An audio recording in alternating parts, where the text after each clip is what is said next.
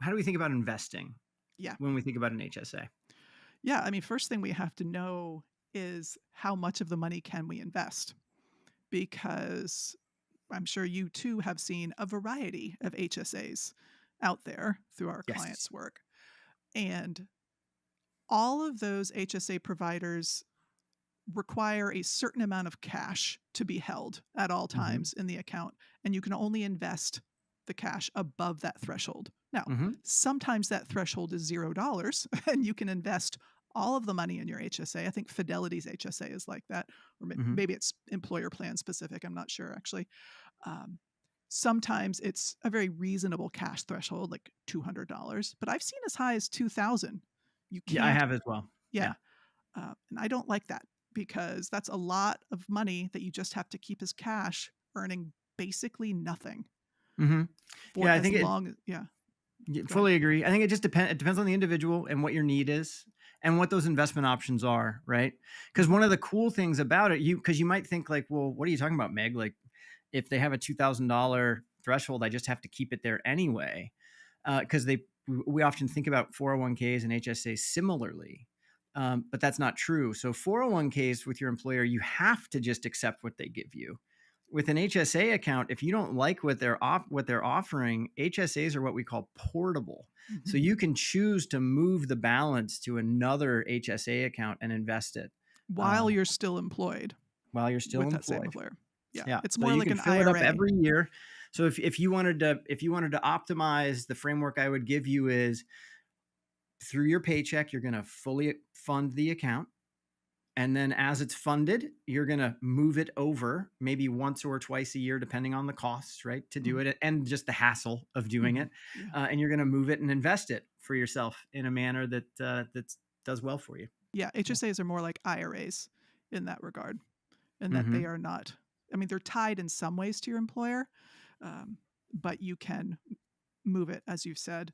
And I think one thing we've neglected to mention, and it's not anything you have control over, but it's certainly a nice thing, is a lot of employers I run into, if you choose an HSA eligible health insurance plan, your employer will actually contribute. That's another place to be clear here because the maximums that we were giving you earlier of 8,300, that includes the employer contribution. So, and the reason I give that to you is because your 401k, you can put away 23 grand this year and you just think 23 grand is my number, Yep. and they're matching on top of that. Yep. But to your point, yeah, there's a lot of plans where that's included, which is really nice. Bit more found money. When we help our clients choose health insurance plans, the employer contribution is one of the few numbers that we're actually looking at. Getting Hmm. an HSA eligible plan with which has a high deductible, usually that means the premium is lower than for say Hmm. a regular old PPO. Yes. So already you're saving money with a lower premium. Hmm. But then on top of that, your employer, I mean, I've seen employers put $2,000 Yeah. into an Same. HSA. So that Yeah. lowers sort of the total cost of that health insurance plan even more. Yes. Now, it is important to realize that HSA plans are not an obvious win. You actually do have to look at the all in costs of all of your health insurance options. Because, for Agreed. example, like if you also have a PPO whose deductible is $200 and out of pocket max is $1,000 with a higher premium, but then your HSA eligible plan has a deductible of $3,000 and out of pocket max of $8,000. There is Hmm. such a huge difference between what you will pay for medical care between the PPO and the HSA eligible plan that, as awesome as HSA accounts are, it might still be monetarily worth your while to choose the PPO. And the other side of that is you can still be, if you had that idea of, oh, I just really like saving for that long-term care thing. Mhm. You can still do that. You can just do it through like a taxable account, right?